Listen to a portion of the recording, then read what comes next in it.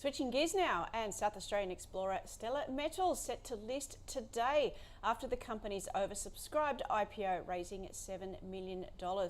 Could there be a better time with South Australian projects with significant exposure to battery metals? Of course, we do know that is the new super cycle. Let's bring in Chief Executive Colin Skidmore of Stelar Metals. Colin, welcome to the program. A couple of bumps to get here. Today is finally the day. Good morning. Good to talk to you. So how are you placed now at Stelar Metals? Because it's a long road to get to this point, but there's still a very long road to go. Yeah, look, it's been a good experience. So this all started many years ago with our chairman picking up a number of tenements in South Australia. And last year, the decision was made to actually pull these together and float them off so we can raise capital to do exploration. And now we've got some very exciting programs ahead of us in the next year or two to prove up these resources and hopefully find some battery metals to secure supply because it's in great demand at the moment.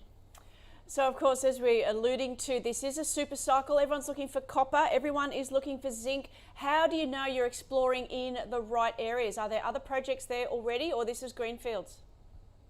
This is South Australia. So South Australia currently produces something like 68% of Australia's copper supply. We're surrounded by the big guys, BHP, FMG, Oz Minerals. These guys have operating mines. There's also some big explorers like Coda Minerals. Perilia have some ground near us and an operating mine at Beltane on the Flinders Ranges. So it's a very good place to be, and South Australia is a great jurisdiction to do mining. When did the drill bits go into the ground? I'm currently talking to drilling companies, and we're looking around about mid-May for a very interesting hole into our Evelyn Dam project. Okay, and what do you expect to find at that Evelyn Dam project? And give us some context around what your initial scoping has told you about the potential resource. Sure. So Evelyn Dam was originally a BHP project, and Mr. Biggins, our chairman, who's the CEO of Core Lithium, he picked it up and did a joint venture with Rio Tinto. It's one of the largest gravity anomalies in the Gawler Craton that's never been properly drill tested.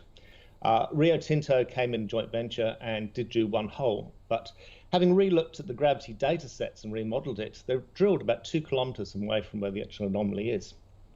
So it's quite exciting to drill this hole. It will be one deep hole, but the prize could be very big and very good.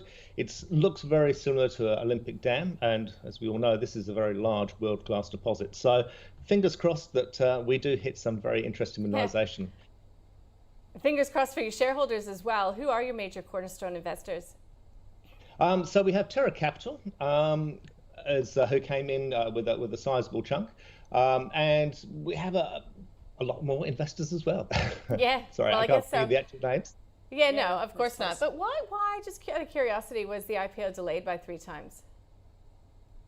I wasn't really aware that it was delayed 3 times. The listing was delayed. Oh, the listing was delayed as we were organising. So when you're given exploration tenements in South Australia, they go for a certain period of time and then they have to be renewed. And so we had to go through this renewal purpose. It just so happened that most of the tenements, which all were granted, had to go through this renewal process. And so it was a matter of the administration of ticking boxes. There was never any risk to it. And of course, they've all been renewed. So not a drama. Good. All right, just a super quick one from me. Having Stephen Biggins on board, is he working diligently to find some offtake agreements? Because a market for your products in due course will be welcome. First of all, we need to make discovery. We're an exploration company. So at the moment, we're not miners. The scale of these type of operations are something which an exploration company is probably not going to be actually mining. So we would make a discovery and then we would be vending that off to a big person like Oz Minerals or BHP.